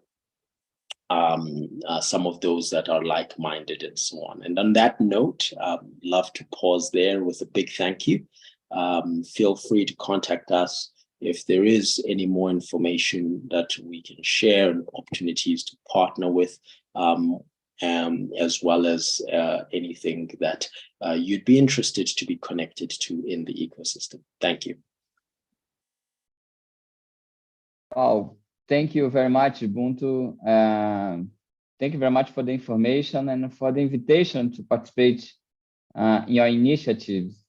I take this opportunity to invite you and everyone to the Unprotect 2023 conference, which will take place in Brasília next November. Certainly, we will have good opportunities to start collaborations between our institutions. Thank you very much again. Well, now let's go to our last participant. I'd like to invite Keanu Kemis. Keanu Kemis will talk about Innovation City and innovation topics. Keanu, thank you very much for your presence here. Thank you. Welcome. Thank you so much. Okay, I'm going to share my screen. So I have not put an exhaustive slide thing together. I've got ADHD. I really can't handle all these words and numbers put together. I prefer storytelling, and I think that's where I'm going to start. So I'm first going to share my screen. All right, and then I'll chat to this. Let's see if I actually get this to work. There we go. And hopefully, let me just see. Okay, I need to do that. Screen share. There we go. Okay, you guys can all see that?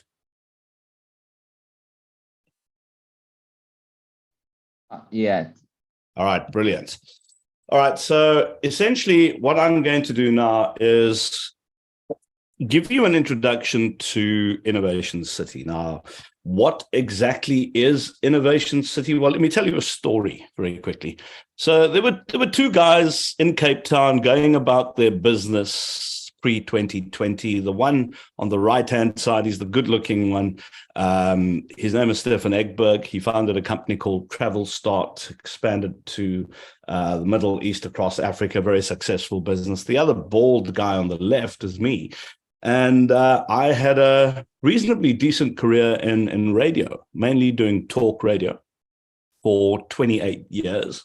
But I also started a story design business, teaching companies how to tell stories in 2012. So I started out as an entrepreneur. And then this darn thing called COVID hit, right? And everybody was thrown into flux. Nobody knew what the heck to do. People were worried about losing their jobs. And I got together with my very good friend, one of my best friends, Stefan. He said he'd just laid off 400 people and there's this big building available. Can we talk about potential uses? Anyway, I think after a bottle of wine, we decided that we need to create a place that everybody wants to come to. It was counterintuitive because everybody said everybody wants to work from home. Now, I don't know how many people actually have children. If you have kids around the house, I don't know many people with kids who actually want to work from home. And we also operated on the premise that, you know what, people don't like going into the office because that whole office environment, a lot of it is stayed. You don't really get much done working with the very same people you have to work with each and every day. So how about actually creating a hub, a collaboration hub for the full value chain of innovators in South Africa, for starters? Now, how are we going to do that? We had no clue. We still don't have a business plan. We still don't have a business model. But to date, we have, and I'll talk about some of the people in our ecosystem. I'll tell you about, why we exist. But some of the people in our ecosystem, we've got 5, I think, of the top 10 JSE listed companies, Johannesburg Stock Exchange listed companies, multinational, sitting in our space. That includes MTN Group's head office for digital. So their digital CEO sits at our space. MTN's Ayoba platform, which is their super app, sits at our place. Pepcore, another massive company, their fintech division sits at our place. We've got Momentum Holdings, massive company once again, MMI, they sit at our place. ShopRite Group sits in our space, and then Swedish unicorn Polarium. And those are your big businesses that are obviously multinational. Yeah. But then we've got a series of, yeah, can you hear me? Keanu, yes, we can hear, but we don't see your presentation. You don't? Yeah. Okay, let me just try that again. Sorry, okay. Thank you. Let me just get that out there. Trying to share the screen again. Let me just try that again. Okay, let me just try and share it one more time. MacBook Pro. Okay, it's just, I'm just waiting for it to share. Can you see that? Hold on. Can you see that? Not yet. I think not yet. I don't know why it's not sharing. It was sharing earlier. Okay, I'm just going to hit that. Can you see that? You can't see it moving, huh? Okay. Don't worry about it. Okay, you can stop your sharing here, and we're gonna. Will you just do it from that side? I'm not quite sure. It was sharing from my iPad, so I won't be very long. So it's essentially, you know, while we're getting the whole thing set up, what we've done is we've basically created a collaboration hub for multinationals, startups, scale-ups, people with great digital skills, and people with finance. Now, we do have VCs. I know it's a bit of a swear word, but we've got the most prolific seed pre-series A VC, Launch Africa, in our space. We've got Endeavor, the Norsken 22 Impact Fund for Africa, which is a $200 million fund emanating out of Sweden, sitting in the space as well. But what is this? Why do we even do this? Why does it even matter, I think, is the question. And I'll tell you why I think it matters. I think it matters because, you know, at the end of the day, why do we go to conferences? We go to conferences to meet people, to network. And then we do so for 2 days and we all disappear and we go home and we kind of share numbers, but we never really touch base, right? And what we really wanted to do was to create almost that conference effect where there's permanent networking. When you go down to the coffee shop, you see the CEO of MTN Digital. You see Next 176, the MD. You'll see a CEO of a startup, and people can start collaborating. So we sort of facilitate this in many ways. We have community management. So we get to know the business of each and every one of these entrepreneurs intimately. We connect those entrepreneurs to other entrepreneurs within the space and people within our network. And we've had some really exciting things happen as a result, but I'll get to that. I've actually just got a couple of videos to share with you, right? So if you can just click the next slide. This basically is what we are about and why Cape Town. Just take a listen to this. I can't hear the audio.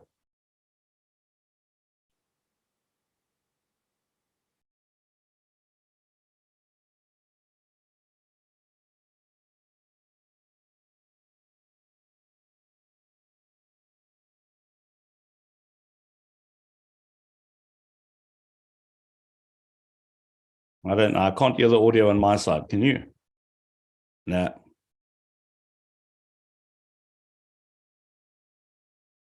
Yeah, we don't have audio. No, we don't have the audio. You know what? Yeah, sorry. Let's just leave that. It was obviously not meant to happen. Just leave it. Right. For some reason, the audio is not going. So essentially, and we did this without, and I think it's important to say that we did it without a business plan or a business model. We're busy building out the business model right now because we needed to understand what value looks like, right, in an ecosystem like this. And the sort of things that we've started offering within that ecosystem, given the fact that we've got all these businesses there, are things such as enterprise development and supply development support, leadership support. Leadership is a massive thing for the business, of course. Legal support. We work with Demis attorneys and a couple of other attorney firms to help companies, whether they want to scale internationally or deal with local issues. Innovation support. We are big supporters of effectual thinking and design thinking when it comes to, finding those. By the way, those feet you see there with the Europeans that visit. That's how they normally go to our beaches. But anyway, but once we get the audio, I'll play all of that, right? There's also customer acquisition support within the space, access to finance, not just VCs, but loan finance, grant financing as well. Access to market. We have a partnership with Epicenter Stockholm. I sit on the board of Business Island, so we facilitate the trade between Ireland and South Africa, and we're looking to extend that to other markets, and I would love to extend this partnership to Brazil, if possible. I think it would be phenomenal. I know a guy called Tiago Augusto from, don't know where exactly Tiago is from, but you guys know Tiago. He's playing in the Web3 space. What an amazing man. And we're looking to meet more founders like him, for example. The list can go on, right? Hyperlocalization support. What the heck is hyperlocalization support? We all talk about helping entrepreneurs, and we want to help micro entrepreneurs. And of course, helping micro entrepreneurs will move the needle. If you look at the Gini coefficient of South Africa and some other countries on the continent, you have to put your head down and go, how are we going to deal with this? We can only get double exponential growth in jobs if we support the informal economy and your SMMEs. But you also can't do that by just creating a B2C play. Big businesses have to be part of the solution. They have to purchase hyperlocally. So we have created a hyperlocal procurement tool for corporates to purchase from the clustered neighborhoods around their operations. They've got spend. So these are the things that we busy ourselves with and the sort of things that we get involved with. Then, of course, there's things like business storytelling. Why the hell am I talking about business storytelling? It's important to be able to tell a story to emotionally engage people as well. If you start talking about tech stacks, syntactic parsing, and you lose people right up front, and they don't know, you make them feel stupid, and you can very, very, very seldom can you convince them to continue with you. Some of the success stories, we've got Smile Identity, which is an AI business. They're a scale-up. They just raised around $20 million from the Norskin 22 Impact Fund for Africa. They met at our space. ShopRite Group and Old Mutual, both multinationals. They've created an amazing partnership for impact. They're not talking about it right now, but they're both investing quite a few million to try and impact the people within their target communities. ShopRite Group as well, we connected them to a company called Cloudy Deliveries. Beautiful story about a guy called Colin Corsi. And what Colin has done is he lives in a place called Langa. Now, Langa is one of our townships in Cape Town. Talk about massive Gini coefficients. This is one of the places that represents that. He got about 12 young people off the streets that were drinking beer, etc., put them on bicycles, and they started doing local deliveries to the people in the area. Now, companies like ShopRite can't operate there because a lot of our streets don't actually have names on it. So Google Maps won't work there. But what Colin has is a bunch of young people who understand the neighborhood. They understand every nook and cranny and every road. And what they've done is they're creating what's called dark stores attached to spaza shops, which are informal shops within our informal settlements and townships. And ShopRite's going to try and help Colin 100x his business through creating opportunities in local communities, right? We're also chatting to Experian. Everybody knows Experian. Massive credit company, big data company. I'm finishing off my negotiations with their chief innovations officer right now to develop a hackathon at Innovation City permanent hackathon for credit inclusion. We'll bring in fintechs and other technology businesses. Experian will in turn invest in good solutions. They'll also do potential outright purchases and then scale those businesses to Latin America and other parts of the globe where they operate. So, I mean, I can go on and on and on, and I won't bore you with that. But the bottom line is you want to create a space where you put yourself in a position of luck. And if you try and phone a CEO tomorrow, the PA is going to answer that phone, and you're not going to get a meeting for the next 6 months. But if you're at Innovation City, you get to see them face to face. And that really is what we're about. We also have a media unit, and we build strategic relationships. We've got a channel called Disruption Monitor. It's got over 350,000 subscribers in Nigeria, Ghana, Cote d'Ivoire, South Africa. We're also chatting to MSNBC, and we're chatting to other media institutions across the globe. And what we want to do is land innovation stories on those platforms. And then once we extract the story, we can connect potential SMMEs with bigger corporates who actually need to differentiate and might need to work with those small SMMEs, creating deal rooms and all the rest of it. So I don't know if we could hear the audio, but it's a very short thing. I wanted to just run through, what we're about and show you a bit of the space. But that is Innovation City, really. 18 months old. And we can't wait to start discussions with the Brazilians. We love your beaches. We love your people. We don't like your football that much because you always beat us. But yeah, I'd love to see how we could actually extend our relationship with you. So let's see if we can hear it. Let's just see. Let's cross our fingers. Nah. It's not going to happen. I think you need to enable audio on the actual share. Yeah, I don't think it's going to work. I don't know why it's not working on that side.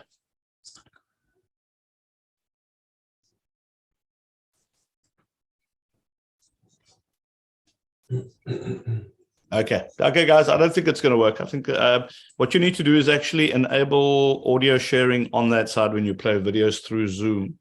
But I think it's in advanced options. So, but don't stress about it. I think you can share this with everybody. They can have a look at it and, get to see what we're doing.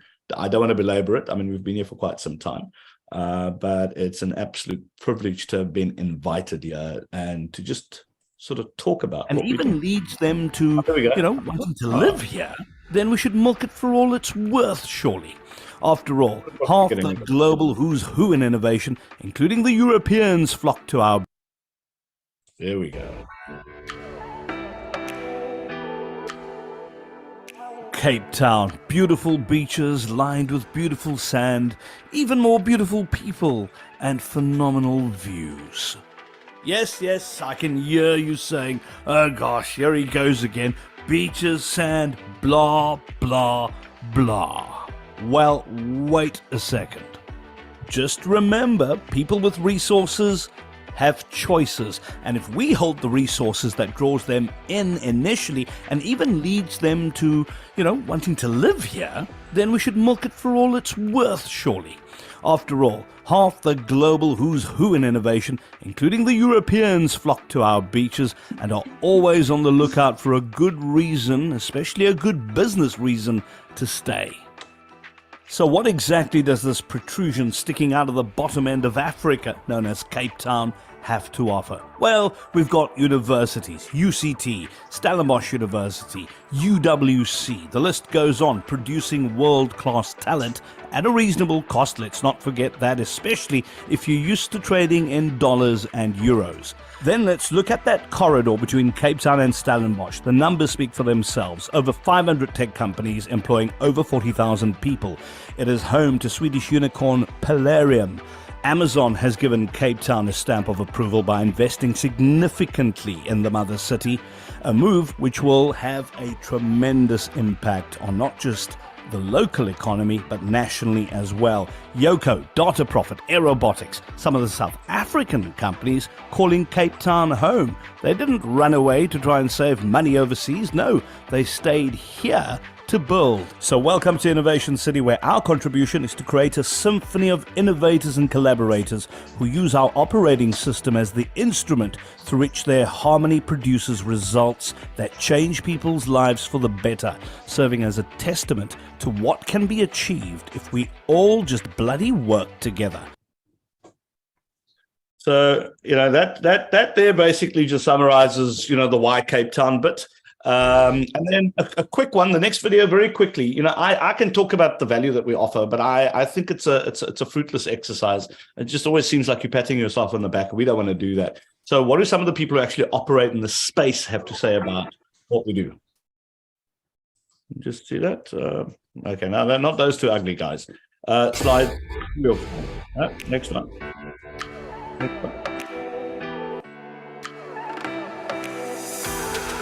Next one, yeah. The next one on the members board. There we go. That's the one. My name is Vuyo Mpako. I'm the managing director of Next 176.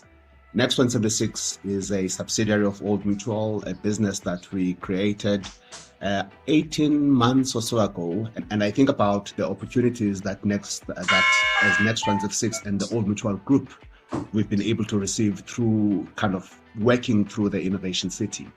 I think it was week 1 or 2 of us being actually physically in the Innovation City, where we started such a very, very, very big, collaboration opportunity with a big retailer. That's the name I will not mention.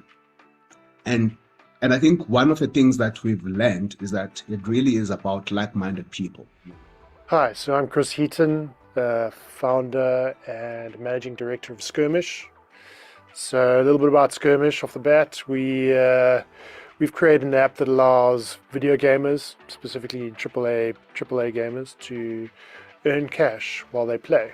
So they just go about their normal business of playing the games that they love, and we give them a series of in-game challenges that they can choose from, that they can play in their very next match. When you build your own office space, you can really personalize it the way you want and create that culture from within you. And coming into Innovation City has been a different experience where there's already a culture that's been developed here. And although we come in with our own company culture and there are other businesses here with their own, we fit in a very seamless manner. And the energy of the environment is incredibly positive and has had an incredibly positive effect on our business. I'm really proud to be a member, in fact, one of the first members of Innovation City here in Cape Town. I think Innovation City has the incredible ability to attract the most creative minds, both from an entrepreneurial, professional services, corporate, investor, as well as entrepreneurial support organization perspective in South Africa. Being part of this community helps multiple stakeholders in the ecosystem, and Launch Africa Ventures, as a leading VC fund, is very, very proud to be here.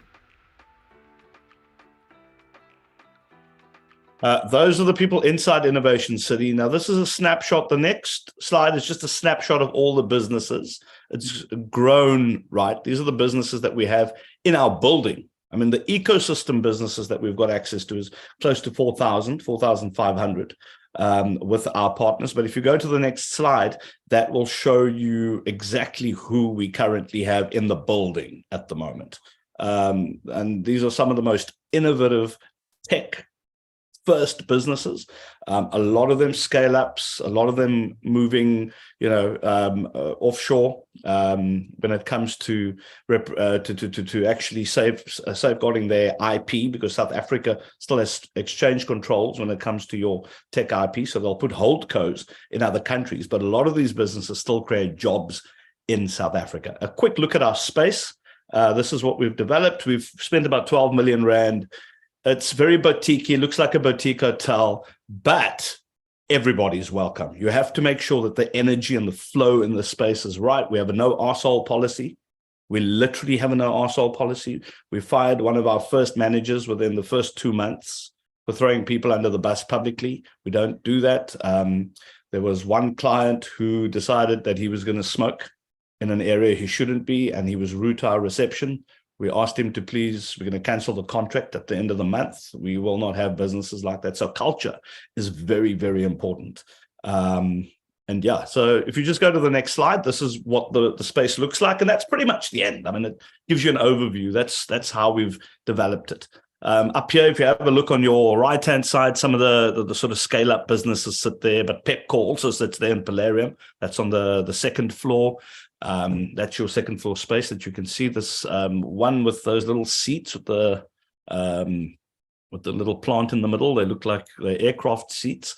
That's on our first floor, where we have a lot of the startups sitting, and high-growth startups in particular. And then the next slide is the final one. We've also hosted over 150 events over the past year, right? Over 150 events. Businesses have expanded across borders, as I've said. 12 businesses have gone through a booster program, which creates access to market for township businesses. But this is the kind of space that we have. And we don't just throw events for the sake of throwing events. It's actual content worth consuming as a business. So that's us in a nutshell. I mean, eventually we got the PowerPoint to work, so I'm happy about that. Apologies for some of the confusion.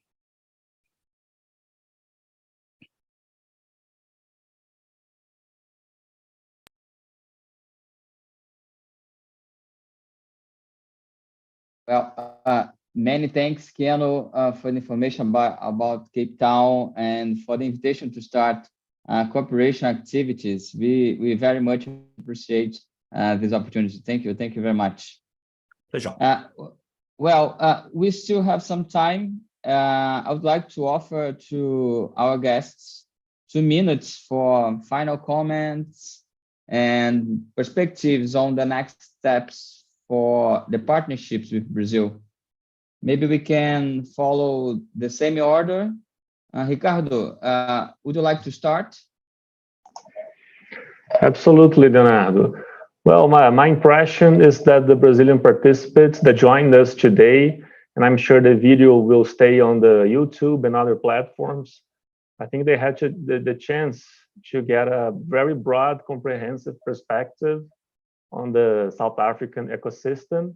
And as I said in my remarks, I think this is a very important step to try to mobilize energy and interests. And here at the embassy, myself and my assistant Silene, we're always available to support startups interested in learning more about the South African environment and put in touch institutions from South Africa and from Brazil, so you can always count on our support. And I hope this engagement can be fruitful and can lead to ideas and other initiatives. So thank you for everybody for joining us today and providing their perspectives. Thank you. Thank you, Ricardo. Thank you so much. Babongili, are you still here? Yes, I'm still here. Yeah, thank you. Thank you very much for your participation. And you have 2 minutes to talk with our public. Okay, there isn't much for me to say at this stage, but to say thank you for inviting us here at the DSI to this meeting. We work through mainly in terms of innovation and commercialization of technology and stuff through the Technology Innovation Agency, which is represented by Senisha here. So that's our main technology innovation agency. So we'll be in the lookup in terms of how can we support from the government side of things, the collaboration between Brazil and South Africa in terms of technology innovation. Thank you. Excellent. Thank you. Thank you very much again. Senisha. Thank you so much. I think from my side, I just would like to say thank you to all the partners, the DSI, especially Dr. Babongile. You know, they've been just so instrumental in growing this ecosystem partnership. For Celine and the Brazil Embassy in South Africa, it's been an absolute pleasure working with the embassy. And for us, in terms of strengthening the South-to-South collaboration, we're really looking forward to strengthening it going forward with the Embassy of Brazil, as well as the South African Embassy in Brazil at the moment.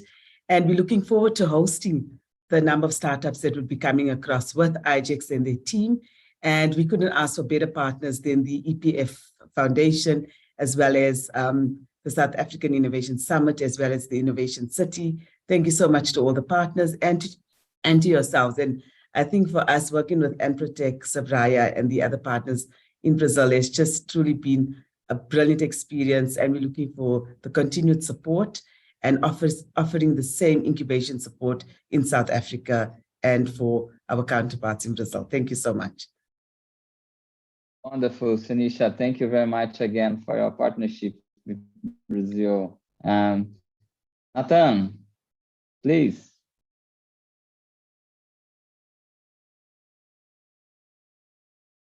Nathan, we can't hear.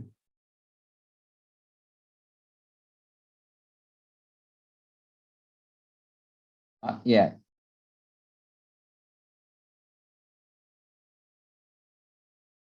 Try close and open again your mic.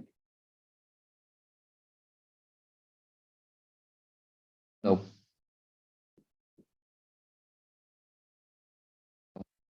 Definitely, we can hear you.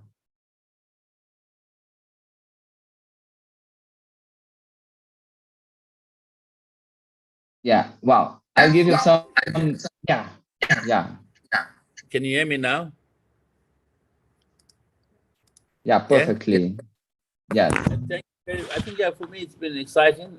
It's good to meet a lot of the presenters in South Africa and listen to the teams from Brazil. Thanks to you and the Brazilians. I think thanks to the South African teams and Senisha from TIA. And yeah, we look forward to working and producing really cool stuff. And yeah, we are just neighbors, right? In the South, so we should open with welcome arms. And I think the proof of the pudding is just building this ecosystem, you know. It'll be really good to look back one day and see the impact we've made. That for me is the most important. But I do wish you well. And one day soon, maybe we'll all come to Brazil and have a big party, you know, have a samba, you know. All right. Yeah, thank you. absolutely. Absolutely. Thank you. Thank you very much. You're very welcome in Brazil. Buntu. Thank you very much, everyone. The first time I actually went abroad was Sao Paulo when I was in many years ago, and went to Sao Paulo, Belo Horizonte. So this was a beautiful opportunity because it was the first, and many, of course, after that I traveled a lot. Or to so many other places, but it was really the first place that opened my eyes to other cultures, other places, and fell in love with the opportunity of partnering all over the world. And so it was a dream to come true, to have the opportunity to work with all of you and meet colleagues at the embassy here in Brazil, embassy here in South Africa, and also in Brazil, as well as the colleagues that are going to be attending and partnering with this year from IJX at this Innovation Summit. So I want to thank all of you. I want to thank you as well, Senisha, for the opportunity to connect and the bridges that we are building in the ecosystem. This is what we live for. Strong invite to all of you in South Africa. Dr. V, our partners here in South Africa. I mean, it's a coordination, it's a collaborated initiative. Kino as well, such a pleasure always. Nathan, great to connect. So very much looking forward to us putting everything that we can in coordinating what is possible for our countries and our societies. With that, big welcome. When you are here, we'll probably head over to Innovation City and share some wine, some Cape Town wine when you're here. Thanks. Majaja, thank you. Thank you very much again. Keanu, please. I love this man, Buntu, by the way. We had such a lovely meetup. And listen, the wine's going to be on us. Okay, you just tell me what type of wine you're looking for. And we'll definitely make it available. And I just want to thank Senisha for, first of all, reaching out. Tia, I just love the work you guys do. Big fan of your chairman as well. So, when you phone, I say yes.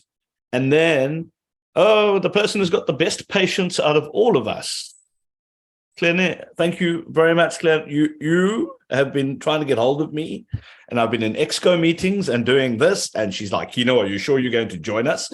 And I'm like, yes, I will. And eventually, 2 days before the time, I reach out to her, and here I am. So thank you for your patience. But, long story short, I love collaboration. So what we've just done here today just tickles my fancy. I love it.